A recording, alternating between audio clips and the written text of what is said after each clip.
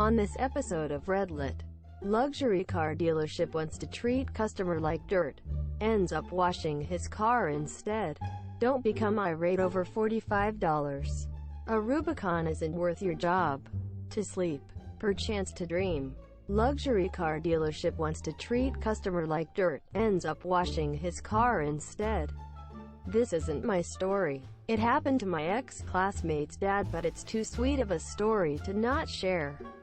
His dad is a pretty wealthy guy and owns his own construction business. My classmate always showed up in fancy clothes and cars. One day, Dad walks into a car dealership. He was interested in buying a Mercedes G-Wagon. He went inside and was ignored for almost an hour while other cuts were treated. Eventually a couple of salesmen approached Dad and asked him what he's doing here. Sad starts asking about the cars. The salesmen were very dismissive and sarcastic in response to him. "Monsieur, it's clear they aren't taking him seriously," and begin to leave. Dad becomes irritated and asks what their problem was. They argue for a minute when the manager comes and tells Dad to leave.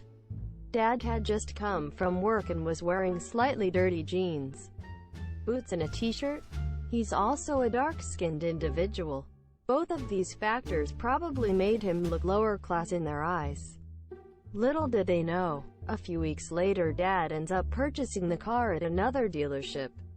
He negotiated free car washes for life, as he traded in one of his luxury cars. Apparently he was able to go to other dealerships in the area who authorized the same thing.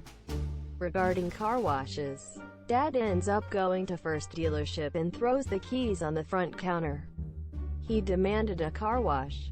The same manager eventually came by to object, but Dad showed him all the paperwork. He looked a bit shocked and begrudgingly got the process started.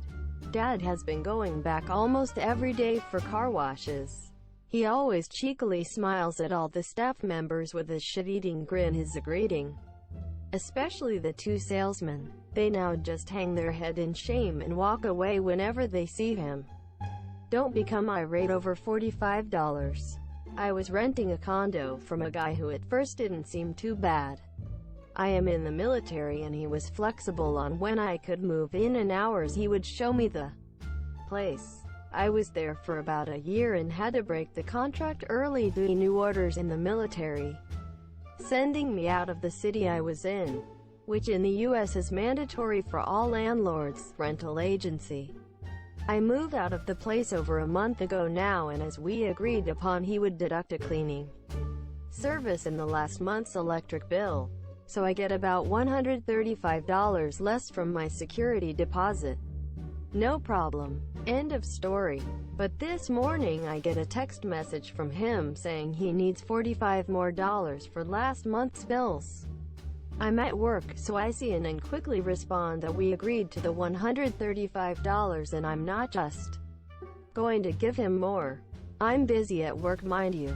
And he gets back to me with screenshots of the invoice for the bills and requests the money on Venmo. About 10 minutes of me not responding because I'm busy, he proceeds to send several text messages saying, "Fine, be that way," and "I should have kept the security deposit, UGI blah blah blah." The one text that actually got under my skin was, "I can't wait until companies look your rental history up.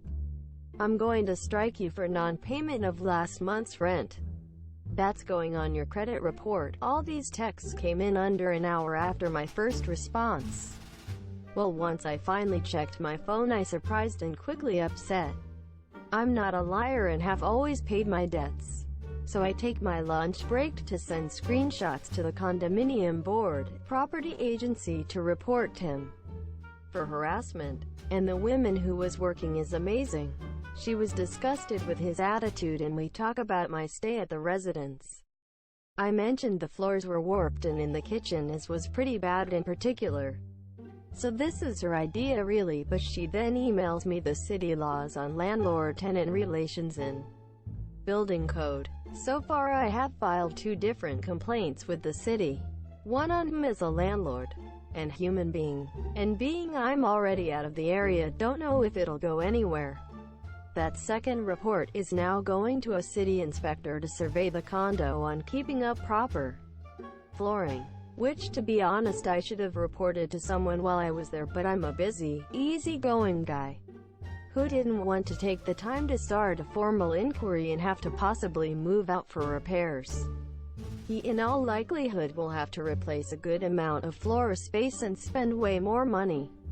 If someone owes you $45, at least give them a little while to get you the money. It may save you more than just what's owed. A Rubicon isn't worth your job. Dad is an electrician but has a logistics company. Basically, he and his crew unloads things from ships. He doesn't give a damn about clothing. All he likes to buy, like it's coffee in the morning, is tools. No matter what's the tool for, he just need it. Anyways, I convinced him to buy a new car because he has earned it, blah blah blah. He always wanted a Jeep because he likes to go on an adventure. He's from the country, but never learned how to drive properly. We went to our nearest dealership and were told to leave as they didn't want people like us. We just were a little dirty from work. Didn't even got dirty boots. We just drove to the nearest gas station. Mad as hell. Occasionally, there was an old pal of my dad. Long story short, he was the son of the original owner of that Jeep dealership. But my dad didn't say anything about what happened. They just talked about electricity stuff and old times, and I was just eating. He invited my dad to his dealership and promised a nice discount if he could accept his son in our job, as my dad has connections inside the port.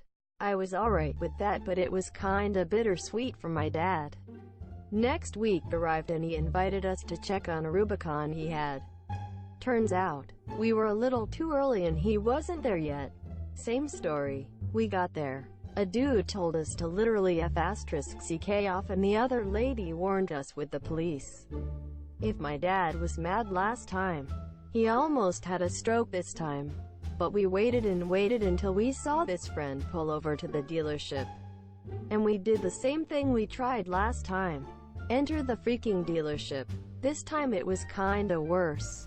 That salesman was angry and that lady started yelling.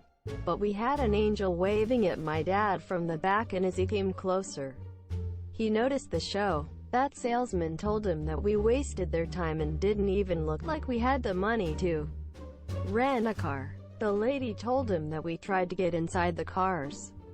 I've never seen a person go from white to red so quickly. The owner just yelled that we were friends of the family and that nobody deserves to be threatened like we did. He also said that we could have easily bought every car they had, which is not true, but I take it as a compliment. The salesman was in pure shock. He looked like his soul just left his body. And that lady was in tears, shaking, and couldn't move. My dad's friend fired the salesman on the spot, and guaranteed that his career as a salesman of any kind ended. The lady resulted to be his daughter, and apologized to us and promised to give us extras on any car we bought. But later, in a dinner, her mom explained that she was being abused by her partner, hence the reaction in her attitude. I'm glad she changed for good and everything went well for her. After all that, we came back the next day as this friend was too ashamed of what happened. Didn't feel well and had to close for the day. We got the Rubicon with a couple extras and a pretty good discount. He told us that he couldn't sleep that night and all he did was call his friends to warn them about this now unemployed salesman. And after that, he contacted the Ministerio de Trabajo, the entity that manages all work-related things, government stuff, Ecuador, and issued a letter about what happened. He just needed my dad's side of the story. My dad felt like he pulled the trigger on somebody's head when whoever took his explanation of the story told him all the repercussions of what happened will affect this salesman. She told him that he probably will be unemployed for a while, and if he ever tries to ask for a work vice, he's gonna be double-checked, and that my dad is free of pressing charges. He decided to not. It was enough. As for their friendship, they keep in touch occasionally. TLDR. Salesman gets fired and his curriculum checked because he's a moron in front of his boss. Gone wrong for him. To sleep, or chance to dream. Was reminded about this last night while going through some old photos with the wife. For the first few years after we graduated, the wife and I lived in an apartment. Nice place, but of course the walls were paper thin. Life was good until we got new neighbors. A pair of guys who would play their stereo super loud until 2 or 3 a.m. during the week. Kept us, and other neighbors, awake and miserable. They mainly did it on weeknights because they would work, be gone from the apartment almost every Friday, Saturday and Sunday. Life became really sucky. Their speakers were up against the common wall to our bedroom, which made it completely impossible to sleep. We, and other neighbors, tried talking with them, going to the complex's management, even calling the cops. Never got more than a few days respite, then they were right back at it. They were also assholes in other ways. Parking in other people's reserved spots, etc. Basically a-holes. It got to the point where it was affecting my job performance. I worked at a big defense systems company as an engineer and had several electrical engineer friends. One of them made me what he called an interference box. It was basically an amplifier with a variable power output that I could put near the common wall. That would cause massive distortion and noise to come out of any speakers within a 10 to 20 foot radius. Made it impossible to use their system. I got to where I would turn it on around 10 p.m. and leave it on all night. It made a bit of a buzzing noise itself, but not bad. I'd just cover it with a couple of pillows and I could sleep. If I turned it up all the way, it would also mess with their and my TV. These guys tried all kinds of things to fix their stereo.